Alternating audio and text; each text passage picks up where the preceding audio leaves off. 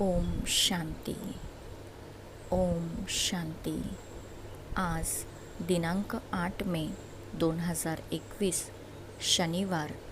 परमपिता परमात्मा शिवबाबांचे महावाक्य.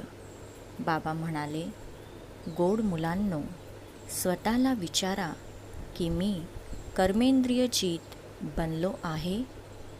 कोणते कर्मेंद्रिय मला धोका तर देत नाही. प्रश्न आहे, कर्मातीत बनण्यासाठी तुम्हा मुलांना स्वतःशी कोणता वायदा करायचा आहे?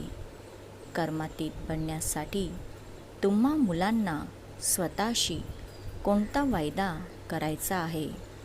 उत्तर आहे, स्वतःशी वायदा करा की कोणतेही कर्मेंद्रिय कधीच चलायमान म्हणजे चंचल होऊ शकणार नाहीत. मला आपल्या कर्मेंद्रियांना वश करायचे आहे. बाबांनी जे श्रीमत दिले आहे त्याला आचरणामध्ये आणायचे आहे. बाबा म्हणतात, गोड मुलांनो, कर्मातीत बनायचे आहे तर कोणत्याही कर्मेंद्रियाद्वारे विकर्म करू नका. माया खूप प्रबळ आहे. डोळे धोकेबाज आहेत, म्हणून स्वतःची सांभाळ करा. ओम शांती. मुलांनो, आत्मअभिमानी होऊन बसले आहात? स्वतःला विचारायचे आहे. प्रत्येक गोष्ट स्वतःला विचारावी लागते. बाबा युक्ती सांगतात की स्वतःला विचारा, आत्मअभिमानी होऊन बसले आहात का? बाबांची आठवण करतात का? कारण तुमची आत्मिक सेना आहे. त्या सेनेमध्ये नेहमी जवानांना भरती करतात. या सेनेमध्ये 14-15 वर्षांचे पण जवान आहेत आणि 90 वर्षाचे वृद्ध पण आहेत आणि लहान मुलं पण आहेत. ही सेना मायेला जिंकण्यासाठी आहे. प्रत्येकाला मायेवरती विजय मिळवून बाबांपासून बेहदचा वारसा घ्यायचा आहे. कारण माया खूप प्रबळ आहे. मुलं स्वतः पण जाणतात की माया खूप प्रबळ आहे. प्रत्येक कर्मेंद्रिय खूप धोका देते. सर्वात प्रथम धोका देणाऱ्या कोणत्या कर्मेंद्रिय आहेत? डोळेच खूप जास्त धोका देतात. आपली पत्नी असतानाही दुसरी कोणती सुंदर स्त्री पाहतात तर लगेच आकर्षित होतात. डोळे खूप धोका देतात. इच्छा होते त्यांना स्पर्श करावा. मुलांना समजवले जाते, नेहमी बुद्धीद्वारे हे समजा की आम्ही ब्रह्मा कुमार कुमारी भाऊ बहीण आहोत. यामध्येच माया खूप धोका देते. म्हणून हे पण चार्टमध्ये लिहायचे आहे की आज सर्व दिवसामध्ये कोणत्या कोणत्या कर्मेंद्रियांनी मला धोका दिला. बाबा म्हणतात, सर्वात जास्त दुश्मन हे डोळे आहेत. असे लिहायला पाहिजे. अमक्या स्त्रीला पाहिले आणि आमची विकारी दृष्टी झाली. सूरदासचे पण उदाहरण आहे ना. आपले डोळे काढले. स्वतःला तपासायचे आहे की डोळे जास्त धोका तर देत नाहीत. आपली पत्नी सोडून कोणती चांगली स्त्री पाहिली तर आकर्षित करते का? कोणी गायनामध्ये हुशार असतात. कोणी चांगला शृंगार केला तर लगेच डोळे चंचल होतात. म्हणून बाबा म्हणतात, हे डोळे खूप धोका देतात. जरी सर्व्हिस करतात परंतु डोळे खूप धोका देतात. या दुश्मनची पूर्ण तपासणी करायला पाहिजे. नाहीतर समजा आम्ही आपल्या पदाला भ्रष्ट करत आहोत. जे समजदार मुलं आहेत त्यांना आपल्या डायरीमध्ये नोंद करायला पाहिजे. अमक्या स्त्रीला पाहिले तर आमची दृष्टी विकारी झाली. परत स्वतःला स्वतः सजा द्यायला पाहिजे. भक्तिमार्गामध्ये पण बुद्धी दुसरीकडे गेली तर स्वतःला चापट मारतात. तौबा तौबा करतात. जेव्हा अशी कोणती स्त्री इत्यादी समोर येते तर किनारा करायला पाहिजे. उभे राहून पाहिला नाही पाहिजे. डोळे खूप धोका देणारे आहेत. म्हणून संन्यासी लोक डोळे बंद करून बसतात. स्त्रीला पाठीमागे आणि पुरुषाला समोर बसवतात. काही असे पण आहेत जे स्त्रियांना बिलकुल पाहत नाही. तुम्हा मुलांना तर खूप कष्ट घ्यायचे आहेत. विश्वाचे राज्यभाग्य घेणे काही कमी थोडेच आहे. ते लोक तर सहसा 10-20 हजार किंवा लाख करोड एकत्र करतील आणि नष्ट होतील. तुम्हा मुलांना तर अविनाशी वारसा मिळत आहे. सर्व काही प्राप्त होते. अशी कोणती गोष्ट राहत नाही ज्याच्या प्राप्तीसाठी खूप कष्ट करावे लागतील. कलियुगात आणि सतयुगामध्ये रात्रदिवसाचा फरक आहे. येथे तर काहीच नाही. आता तुमचे हे पुरुषोत्तम संगमयुग आहे. पुरुषोत्तम अक्षर पण जरूर द्यायचे आहे. मनुष्यापासून देवता बनण्यासाठी ईश्वराला खूप वेळ लागत नाही. तुम्ही आता ब्राह्मण बनले आहात. मनुष्य तर खूपच अज्ञान अंधकारामध्ये आहेत. अनेक आहेत जे स्वर्गाला पाहू शकत नाही. बाबा म्हणतात तुमचा धर्म खूप सुख देणारा आहे. मनुष्याला थोडेच माहिती होते. भारतवासी विसरले आहेत की स्वर्ग काय गोष्ट आहे. ख्रिश्चन लोक पण स्वतः म्हणतात की स्वर्ग होता. या लक्ष्मीनारायणाला भगवान भगवती म्हणतात. तर जरूर ईश्वराने असे बनवले असेल. तर बाबा समजवतात खूप कष्ट घ्यायचे आहे. रोज आपली दिनचर्या पहा. कोणत्या कर्मेंद्रियांनी मला धोका तर नाही दिला. मुख पण खूप धोका देते. पूर्वी कचेरी होत होती. सर्व चुका सांगत होते. अमकी गोष्ट लपून खाल्ली. चांगल्या चांगल्या घरच्या मुली पण सांगत होत्या. अशा प्रकारे माया येते. एखाद्या गोष्टीला लपवून खाणे पण चोरीच आहे. तेही शिवबाबांच्या घरामध्ये चोरी. हे तर खूप खराब आहे. 1 रुपयाचा चोर काय आणि लाख रुपयाचा चोर काय, तो चोरच. माया एकदम नाकाला पकडते. ही खूप खराब सवय आहे. खराब सवय असेल तर आम्ही काय बनू. स्वर्गामध्ये जाणे काही मोठी गोष्ट नाही. परंतु त्यामध्ये चांगले पद मिळवायला पाहिजे ना. कुठे राजा कुठे प्रजा, खूप फरक आहे. कर्मेंद्रिय पण खूप धोका देणाऱ्या आहेत. म्हणून सांभाळ करायला पाहिजे. उच्च पद घ्यायचे असेल तर बाबांच्या श्रीमतावरच चालायला पाहिजे. बाबा श्रीमत देतात. माया परत विघ्न आणते.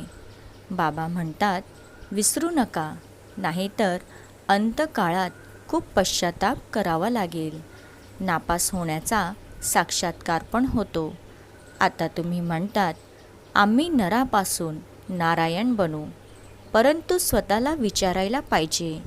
आपली दिनचर्या तपासा. अनेक आहेत ज्यांना आचरण करण्यात कठीण वाटते. परंतु बाबा म्हणतात यामुळे तुमची खूप प्रगती होईल. सर्व दिवसाची दिनचर्या तपासायला पाहिजे. डोळे खूप धोका देतात. कोणाला पाहिले तर विचार येतो ही खूप चांगली आहे. परत गोष्टी करतात. इच्छा होते यांना काही भेट देऊ, खाऊ घालू. तेच चिंतन चालत राहते. मुलं समजतात यामध्ये खूप कष्ट आहेत. कर्मेंद्रिया खूप धोका देतात. रावण राज्य आहे ना. बाबा म्हणतात स्वर्गामध्ये चिंता करण्याची कोणतीच गोष्ट नसते. कारण रावण राज्यच नसते. चिंता करण्याची गोष्टच नाही. तेथे पण चिंता असेल तर परत नर्क आणि स्वर्गामध्ये फरकच काय राहिला. तुम्ही मुलं खूप उच्च पद मिळवण्यासाठी भगवंताद्वारे शिकतात. बाबा समजवतात माया निंदा करवते. तुम्ही अपकार करतात, तरीही मी उपकार करतो. मुलांनो, तुम्ही जर कुदृष्टी ठेवाल तर आपलेच नुकसान कराल. खूप मोठे लक्ष्य आहे. म्हणून बाबा म्हणतात, स्वतःची दिनचर्या पहा. कोणते विकर्म तर करत नाही, कोणाला धोका तर नाही दिला. खूप मोठे लक्ष्य आहे. आता विकर्माजीत बनायचे आहे. विकर्माजीत संवतची कोणाला माहिती नाही. बाबांनी समजवले आहे, विकर्माजीत संवतला 5000 वर्ष झाले. परत विकर्म करतात तेव्हा वाम मार्गामध्ये जातात. कर्म, अकर्म, विकर्म अक्षर तर आहे ना. मायेच्या राज्यांमध्ये मनुष्य जे पण कर्म करतात ते विकर्मच बनतात. सतयुगामध्ये विकार नसतात. शतरविकर्म कोणते बनत नाही. हे पण तुम्हीच जाणतात, कारण तुम्हाला ज्ञानाचा तिसरा नेत्र मिळाला आहे. तुम्ही त्रिनेत्री बनतात. तर त्रिकालदर्शी त्रिनेत्री बनवणारे बाबाच आहेत. तुम्ही आस्तिक बनले आहात तेव्हा तर त्रिकालदर्शी बनतात. या वैश्विक नाटकाचे सर्व रहस्य बुद्धीमध्ये आहे. मूळ वतन, सूक्ष्म वतन, स्थूल वतन, 84चे चक्र. परत दुसऱ्या धर्माची वृद्धी होत राहते.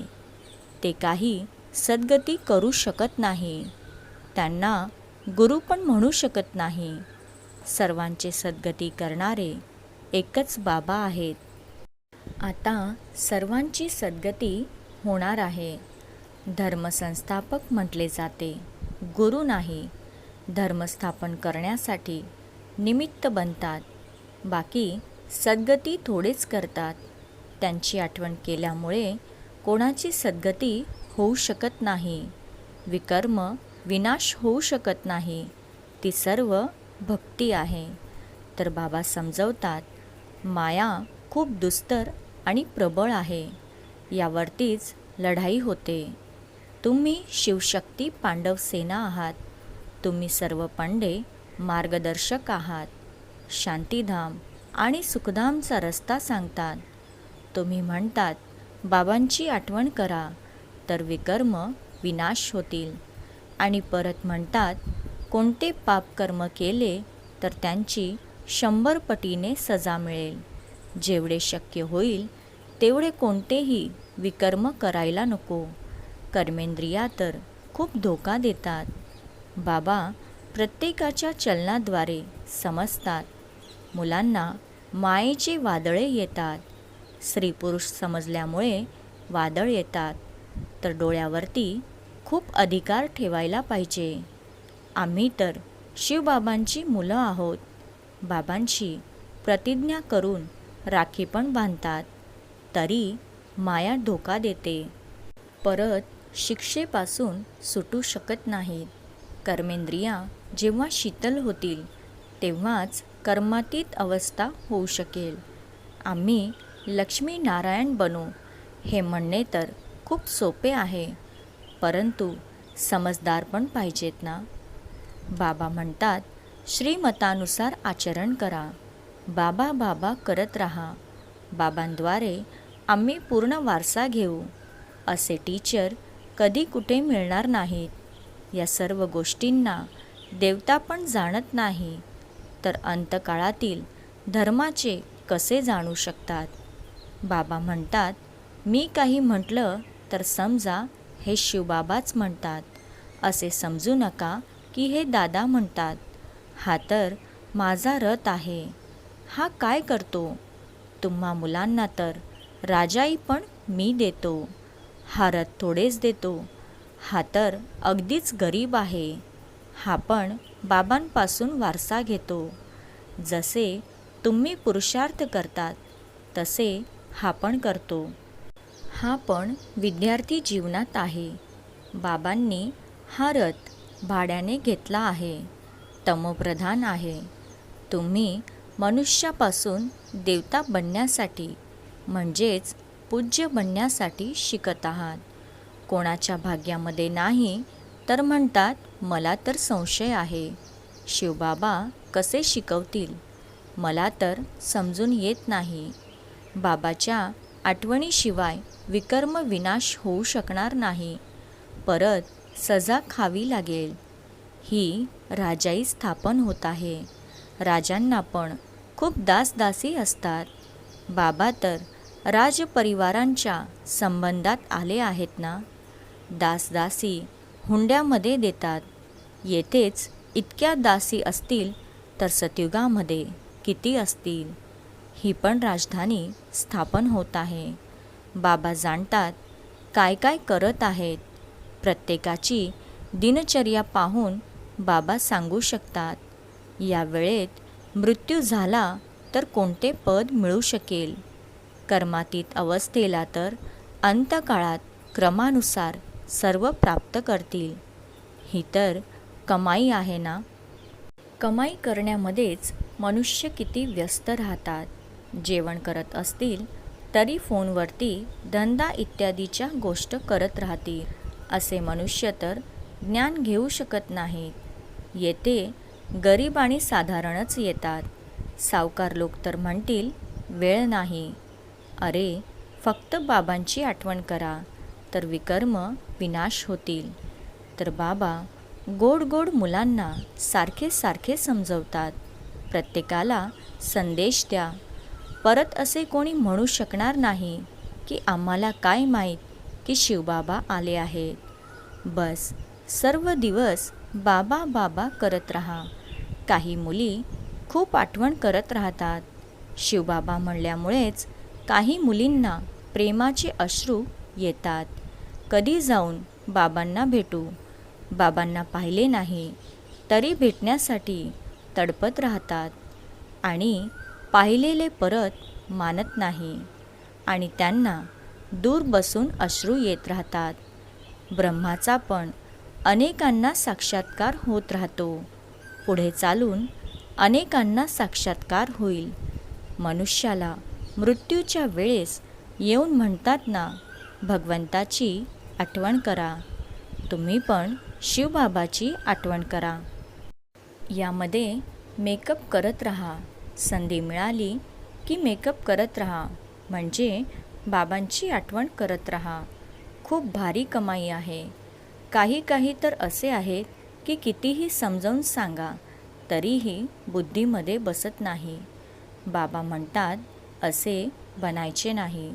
स्वतःचे कल्याण करा. बाबांच्या श्रीमतावर चाला. तुम्हाला बाबा पुरुषांमध्ये उत्तम बनवतात.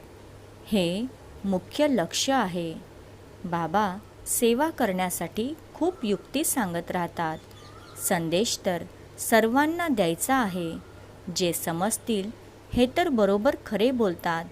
या लढाईद्वारेच खास भारत आणि सर्व विश्वामध्ये सुख शांती होईल. अशी पत्रकं सर्व भाषांमध्ये छापावे लागतील. भारत खूप मोठा आहे. प्रत्येकाला माहीत व्हायला पाहिजे. असे कोणी म्हणणार नाही की आम्हाला माहितीच झाली नाही. तुम्ही म्हणाल अरे विमानाद्वारे पत्रकं वाटली, पेपरमध्ये दिले, तरी तुम्ही जागे झाले नाही. हे पण दाखवले आहे. अच्छा. गोड गोड फार वर्षानंतर भेटलेल्या मुलांप्रती मातपिता बापदादांची प्रेमपूर्वक आठवण आणि सुप्रभात. आत्मिक पित्याचा आत्मिक मुलांना नमस्ते. आम्हा मुलांचा पण मातपिता बापदादांना प्रेमपूर्वक आठवण आणि नमस्ते. धारणेसाठी मुख्य सारांश. फर्स्ट पॉईंट आहे स्वतःमध्ये ज्या पण खराब गोष्टी आहेत त्यांना तपासून काढून टाकण्यासाठी कष्ट घ्यायचे आहेत. आपली खरी खरी दिनचर्या लिहायची आहे. बाबांच्या श्रीमतावर चालायचे आहे. सेकंड पॉईंट, असे कोणते काम करायचे नाही ज्याद्वारे बाबांचे नाव बदनाम होईल. आपल्या प्रगतीचे विचार करायचे आहेत. जरा पण कुदृष्टी ठेवायची नाही. बाबांनी वरदान दिला, देह अभिमानाच्या त्यागाद्वारे श्रेष्ठ भाग्य बनवणारे सर्व सिद्धी स्वरूप भव. देह अभिमानाच्या त्यागाद्वारे श्रेष्ठ भाग्य बनवणारे सर्व सिद्धी स्वरूप भव. देह अभिमानाचा त्याग करणारे म्हणजेच देही अभिमानी बनल्यामुळे बाबांशी सर्व संबंधाचा, सर्व शक्तींचा अनुभव होतो. हा अनुभवच संगम युगातील सर्वश्रेष्ठ भाग्य आहे. विधाताद्वारा मिळालेल्या या विधीचा अवलंब केल्यामुळे वृद्धी पण होईल आणि सर्व सिद्धी पण प्राप्त होईल.